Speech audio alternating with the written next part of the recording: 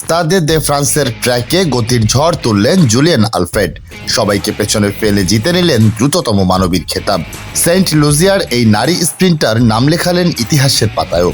Paris অলিম্পিক্সে মেয়েদের 100 metre স্প্রিন্টে 10.72 second সময় নিয়ে সেরা হয়েছেন জুলিয়ান। অলিম্পিক্সের যে কোনো ইভেন্টে ইতিহাসে সেন্ট লুজিয়াকে প্রথম পদক এনে দেওয়া অ্যাথলেটও এখন তিনিই। যুক্তরাষ্ট্রের রিচার্ডসন ক্যারি জিতেছেন রূপা ও তার স্বদেশী জেফারসন মেলিজা পেয়েছেন ব্রোঞ্জ পদক। সম্ভাবনা জাগালেও অলিম্পিক্সের রেকর্ড ভাঙতে পারেননি জুলিয়ান। টোকিওর আসরে 10.61 সেকেন্ড টাইমিং নিয়ে জ্যামাইকার অ্যালানিনে থম্পসনের গড়া অলিম্পিক্সের রেকর্ড অটুট থাকলো।